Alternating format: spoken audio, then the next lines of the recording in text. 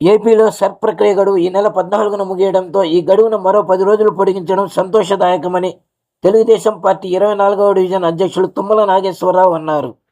AP ఎన్నికల అధికారి అభ్యర్థన మేరకు కేంద్ర ఎన్నికల సంఘం తీసుకున్న ఈ నిర్ణయంపై ప్రజలు హర్షం వ్యక్తం చేశారన్నారు. సర్ప్ ప్రక్రియపై అవగాహన లోపంతో ఉన్న వారికి, అదేవిధంగా దూర ప్రాంతాల వారికి ఈ నిర్ణయం వెసులుబాటును కల్పించిందన్నారు. ప్రతి ఒక్కరూ ఈ అవకాశాన్ని సద్వినియోగం చేసుకుని తమ ఓటు హక్కును నిలుపుకోవాలని సూచించారు. ఈరోజు కేంద్ర ఎన్నికల సంఘం తీసుకున్నటువంటి నిర్ణయానికి స్వాగతిస్తున్నాం, అభినందిస్తున్నాం.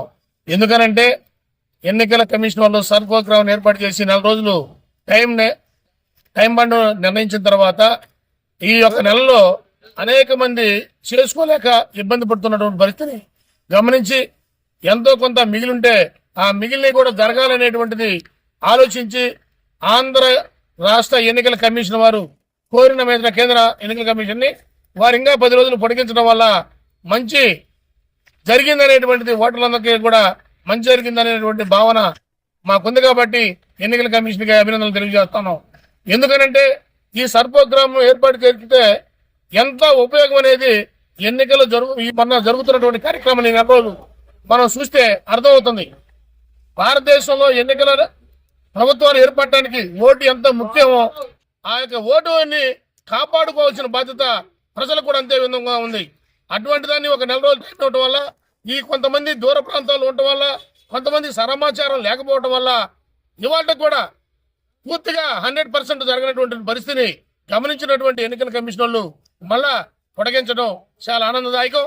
ఇప్పుడు దాకా బిఎల్ఓలు చేస్తున్నటువంటి డోర్ టు డోర్ తిరిగి చేస్తున్నటువంటి విధానాన్ని గమనిస్తే వాళ్ళని అభినందించాలి. వాళ్ళు కూడా కొంతమంది ఎక్కడో దూర ప్రాంతాలు ఉండటం వల్ల ఏముంది, ఇప్పుడు ఎన్నికలు లేవు కదా, ఎప్పుడో వచ్చి రావచ్చులే ఎన్నికలంటే ఎన్నికల సందర్భంలో అయితే ప్రతి ఒక్క ఓటరు నా ఓటు కావాలని చెప్పేసి వస్తారు. కానీ వాళ్ళ ఎన్నికల ప్రచారం ఏం లేదు కాబట్టి ఏదో రమ్మంటున్నారు, వాళ్ళు ఏదో రాస్తున్నారు, ఎవరి ఖాతీ రేపు వస్తున్నారు, ఓటు అడిగిపోతుంది అనేటువంటి ధీమాలో ప్రజలు కూడా అంత చైతన్యవంతులు కొంతమంది అశ్రద్ధగా ఉండటం వల్ల వాళ్ళ పర్సెంటేజ్ తక్కువగా ఉంది.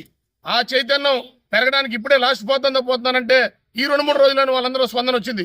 ఆ స్పందన రావడం వల్ల దాదాపు 90-80% ఇవాళ సర్వేలు పూర్తయినాయి. ఇంకా కొంత భాగం మిగిలింది. ఇది గమనించినటువంటి ఎన్నికల కమిషన్ వారు మళ్ళీ ఒక 10 రోజులు పొడిగించడం వల్ల 100% రేపు పొద్దున సర్వే పూర్తవడానికి అవకాశం ఉంటుంది. జనాలు కొంతమంది ప్రచారం చేస్తున్నారు, మీ ఓట్లు తీసేస్తున్నారు అయ్యని అభూత కల్పనలు వాళ్ళ మాటలు నమ్మవద్దు. వాస్తవమైనటువంటి అందరూ కూడా ఓట్లు ఉంటున్నాయి. డబుల్ ఎంట్రీలు చనిపోయిన మాత్రమే తొలగిస్తా ఉన్నారు.